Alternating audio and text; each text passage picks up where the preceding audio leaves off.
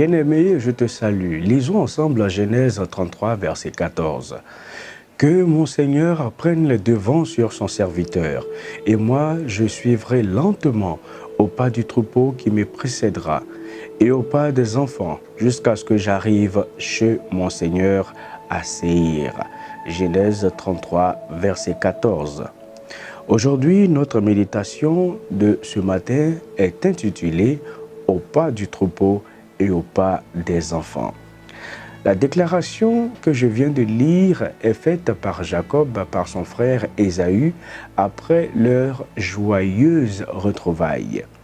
On sait que Jacob a passé la nuit en prière, qu'il a lutté avec un inconnu et qu'il a été béni par l'Éternel.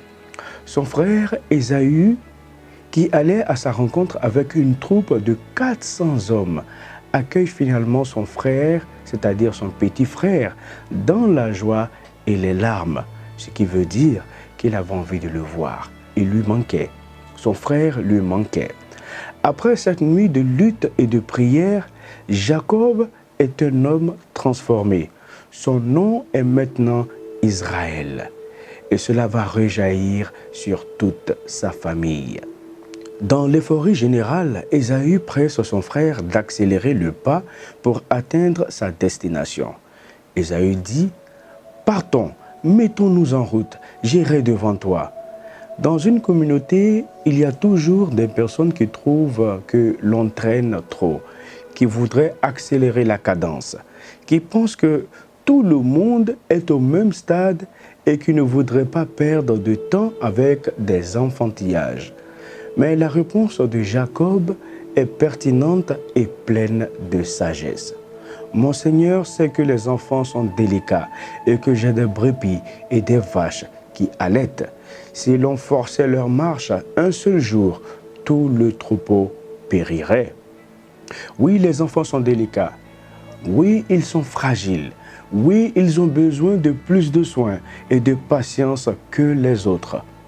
Prendre soin des petits, les nourrir spirituellement et affectivement, car ces deux dimensions sont liées, bien sûr. C'est une tâche noble et indispensable. Car si l'on ne tient pas compte de leur rythme plus lent, si l'on fait preuve d'impatience devant leur manque de compréhension et de connaissance, on risque de les irriter. Les classes enfantines des églises ne sont alors que des troupeaux de petits morts-vivants spirituels qui n'attendent qu'une chose, atteindre un âge suffisant pour fuir cet endroit où on les néglige. Ils iront chercher ailleurs un peu d'écoute et d'affection auprès de personnes qui généralement n'ont pas des intentions louables. Mais Jacob donne la solution. Je suivrai lentement au pas du troupeau qui me précédera et au pas des enfants.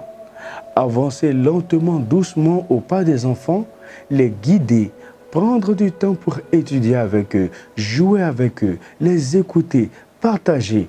Voilà là la solution que je vous donne. Puissent tous les parents agir comme Jacob. Que Dieu bénisse les enfants.